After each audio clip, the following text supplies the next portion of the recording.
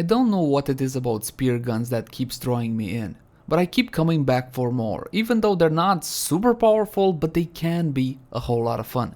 And today we're gonna be diving deeper into this Mastery Rank 7 primary weapon, the Javlok.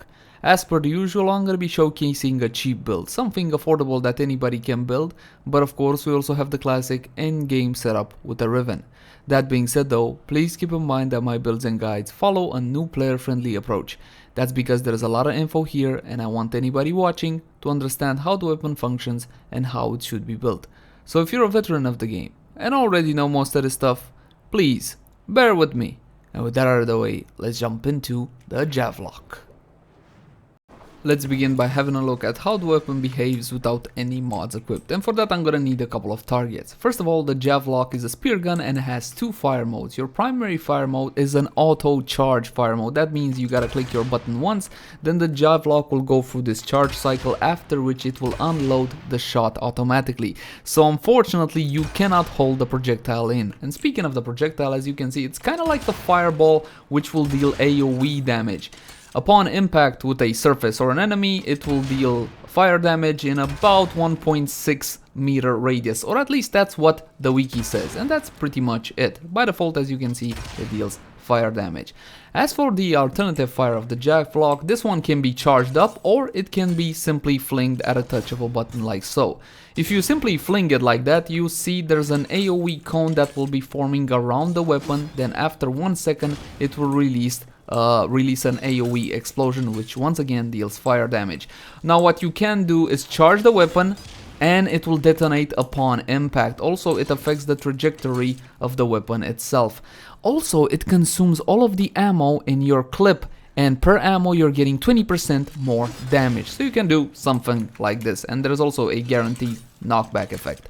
That's pretty much it for the Javlok. Let's jump into stats to see precisely what we're dealing with. Mod capacity is going to be 60 out of 60, and if your Javlok has only 30 out of 30, then jump into actions and install an Auto King Catalyst. The Auto King Catalyst can be found from alerts, invasions, or if you're lucky, from the daily sortie. If you don't have access to the daily sortie just yet, progress further through the main storyline of the game, and you will. Next, my weapon has been formatted a total of 4 times, but this was done mostly for the purpose of testing and because I have a Riven. For the weapon builds I'm recommending you guys, you can get away with 2 forma. That is because the Javlok by default does come with 2 Viz symbols or Madurai, and in general these are the symbols we use most often on weapons. Accuracy is 100 for the primary fire, and for the secondary fire we're looking at 16.7. Now, I was happy when I saw 100. I figured I can use heavy caliber. Please keep your eyes on the accuracy. What? Yeah. I'm not even gonna go into this. There is a way to calculate this specifically, but with 4.9, no, just no. Charge rate is 0.3 seconds. Now that's a pretty good charge rate, and again, you don't have to hold your click or your trigger pressed down. You just gotta click it once, then the Javlok will be firing automatically. Critical chance is 20% and a multiplier of 2.0x. Now these are decent. A crit multiplier of 2.0x is what you meet mostly on primary and secondary weapons, and the critical chance itself, again, I would call decent. Fire rate of 3.33 with a magazine of 6 and a reload of 1.9 seconds. The Riven disposition is 3 out of 5, which means that the Rivens will be right smack in the middle, definitely worth getting, especially considering that Javlok Rivens currently unrolled go for 20 to 30 plat. Status chance of 25%, and this is kinda where the weapon shines, and by default you have heat damage. Now, because we have heat damage by default on the weapon, we can make an elemental combo if we add something like, let's say, cold, for example. Yes, that is a pretty bad elemental combination, but just adding cold to the weapon will mean that I'm getting blast. Treat the heat value on the weapon as sort of like a last mod slot, somewhere around here. Just keep that in mind when you're trying to do elemental combos. If we take a look at the secondary fire mode or the throne, you'll see that the critical chance, status chance, and so on and so forth are pretty much the same. Only on this one, we have heat, impact, puncture, and slash, so we got the physical types as well. Keep in mind that you can make a bit of a trick with the Javlok. Perhaps you want to use Tainted Mag, 66% more magazine capacity, which will give you 4 more ammo, and again, per ammo you're getting 20% more damage from the alternative fire. On these spear guns, the alt fire is mostly gimmicky, but on the Javlok you can use it to one-shot level 50s, even 60s when modded correctly, so keep that one in mind. Now that's not me saying you should use this weapon primarily for the alt fire, it's still mostly kind of gimmicky, but this one at least packs one serious punch, at least for, well, low level content. Let's start slapping on some mods, starting with mandatory mod Serration, 165% extra damage. I would love to use heavy caliber. The problem is the alternative fire really loses all of its accuracy and the throne goes all sorts of crazy, so I do not recommend heavy caliber for this one. Instead, we're gonna go straight to critical chance and critical damage. While the base crit chance is not outstanding, it's still worth using Point Strike with 150% critical chance, bumping my crit chance to 50%, and of course critical damage with Vital Sense. Next we're gonna go to multi-shot. Just keep in mind that multi-shot on the spear guns will not affect your alternative fire in the sense that you're not throwing multiple spears, but you are still firing multiple projectiles with your primary fire. Split chamber 90% multi-shot and vigilante armament 60% multi-shot, totaling 150% multi-shot. 150% multi-shot means that with each and every shot you have a guaranteed second projectile and a 50% chance at a third projectile. Once again, this is a per shot calculation. Next we're gonna be going into elemental damage, and elemental damage should always be applied on a weapon depending on circumstance. Where are you going and who are you fighting? The infested, there's a lot of them and they're fairly weak. The Javlok actually does fairly well against them. Now against the infested, once again I recommend AoE weapons heavily modded into heat, and that's because the infested have 4 health types, each with their own unique vulnerabilities and resistances to damage. You also should keep in mind that high level infested are weak to corrosive damage, so pick and choose depending on circumstance. If you're talking about the Corpus faction, they have big shields, and if you really want to nuke down shields, you can build magnetic damage. But a smarter idea, especially for a status weapon, would be to build gas or toxin, as it bypasses their shields entirely and deals damage to their health. Keep in mind that underneath those shields you might find alloy armor sometimes, and for alloy armor you want to build radiation damage. For example, that's what we build in Index. If you're talking about the Grineer, these are still the toughest targets in Warframe, sentience not counting of course, and against Grineer we gotta take into account what armor they have. Alloy, which once again is weak to radiation, or ferrite armor, which is weak to corrosive damage. Against Grineer, more often than not, your safest bet is to build corrosive, which is the elemental combo between electricity and toxin. So let's have a look-see.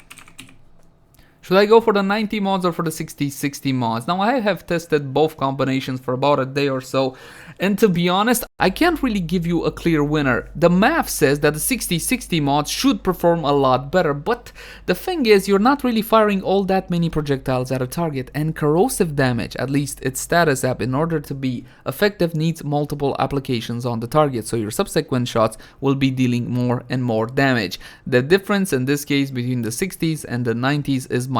Go for whatever you have handy, and we're gonna go for the cheap approach, so Stormbringer, because high voltage is a bit more expensive and difficult to get from the mission Nilgar on the planet Eris. You gotta find all the free secret caches, then upon extraction you got a 5% chance of getting this one or Shell Shock. Never seen a drop. 50 plus runs, not once. So there is that. Got electricity, let's go to toxin, and I'm gonna be using Malignant Force. This one is not expensive at all, about 10 plat from the trade chat, 60% toxin and 60% status chance, and you can farm it from Corrupted Vor in the Void.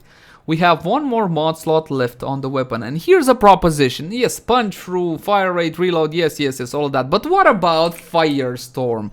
This is one of the few weapons that actually can equip Firestorm.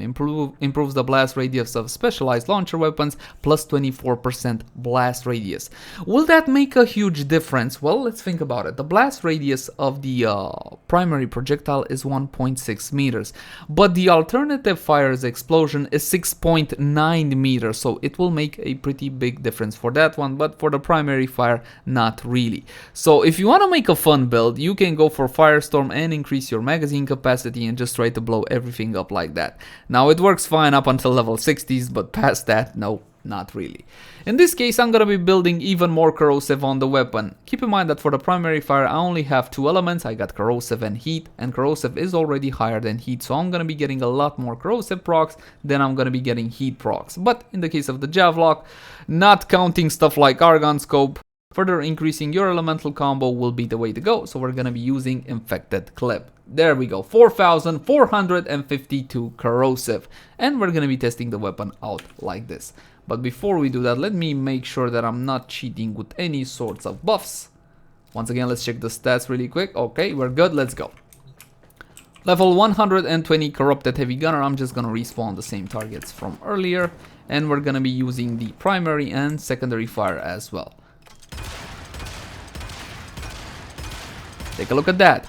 Now that is definitely not bad at all. Depending on how lucky I get with my status apps on the target, I can kill one of these high level targets in a full clip. If I'm not getting, however, enough corrosive procs on the target, then you see that my damage becomes kinda meh.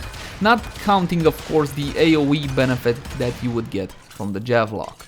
So again, it takes about 7 shots, 6 to 7 shots to kill off one of these high level targets. And as you can see, the fire rate isn't really all that bad. Oh, another thing I wanted to say. When aiming the Javlok, please make sure to aim well above their heads. It's easier to get headshots like so, as you can see.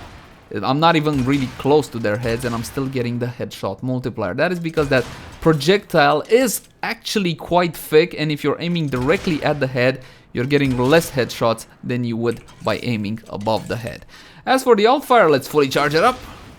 That's not a lot of damage, and it's not going to be a lot of damage when it comes to high level targets because these guys have a whole lot of armor. So what I need to do in order to deal some real damage to them is strip away some of that armor, and then and only then will the Javlok deal well, let's say acceptable levels of damage to these high level targets.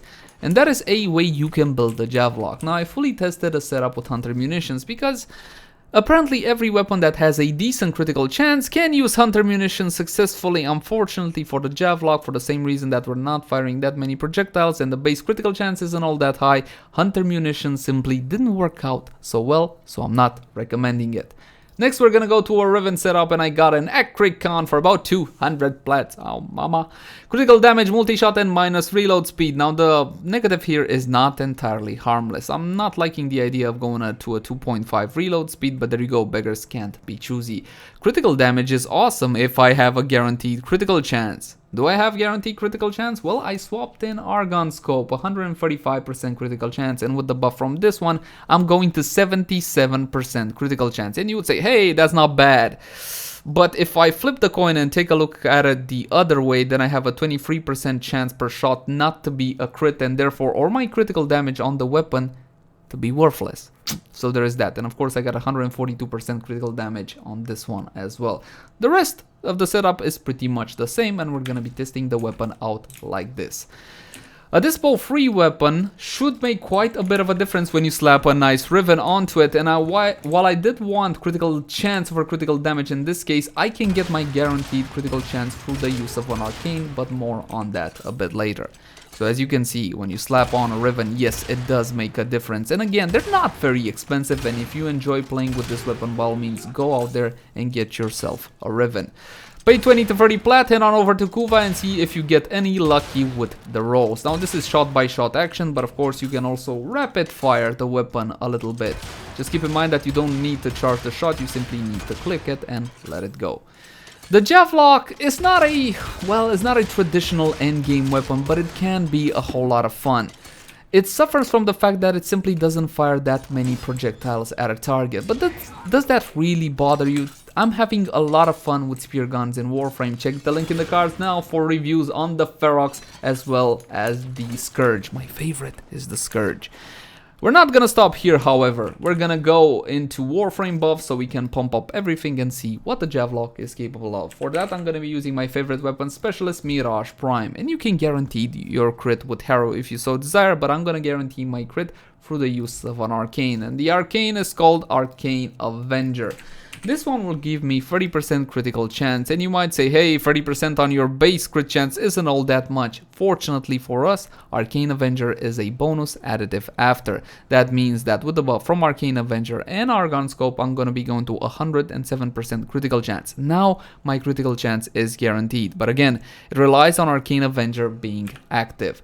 As for our second arcane, you can go for Arcane Acceleration to fire a bit faster. Again, the charge rate of the main projectile is only 0.30 seconds, so you can go for something like this, but my recommendation would be more damage with Arcane Rage on headshot, 10% chance for plus 120% damage to rifles for 16 seconds. I'm fully aware this says for rifles, but in fact it applies to basically any primary in the game. I think there's 1 or 2 exceptions, but I honestly forgot which exactly were those exceptions. Rifle Lamp, 27% extra damage to rifles. This is an aura, so everybody in your party will be receiving this benefit, and we will be testing the weapon out like this. Let's kill the remnants on pause the AI so they can hit me and I can proc Arcane Avenger. And we're gonna be activating Mirage's third ability for a massive damage increase as well as her clones. Now let's see what the Javlok can do. Take a look at it.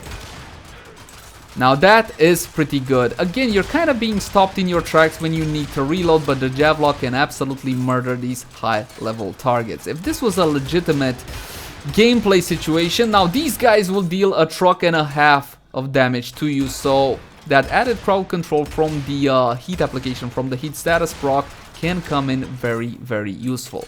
And I think that's pretty much it to the Javlok. Again, if you're looking for like the endgame weapon that can tear through absolutely everything and it's easy to use, etc., well, that is not the Javlok. But if you're looking for something a little fun, a little kooky and a little gimmicky, then look no further than the Javlok.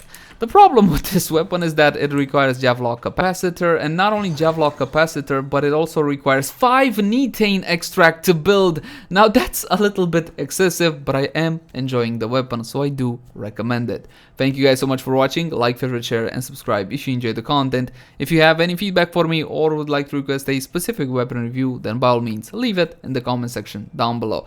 Also in the comment section down below in case I missed anything. By all intents and purposes, I am human and I can make mistakes. But you can also find me on Twitch, Facebook, Twitter, all the usual places. Until next time, guys. Bye bye. You cannot see me, for I am hidden. Ha ha ha. Oh damn, I forgot to mention one thing. The Javlok can deal damage to you. For example, the primary fire will be dealing damage to you if you are in the range of the explosion, as well as the secondary fire. So for example, if I fling it and walk into the AoE, I'm gonna get damage down. The weapon is unmodded and it doesn't deal a whole lot of damage, but if this was an actual full build, something like this, then it's gonna be hurting you a whole lot more. Take a look-see. Ow mama.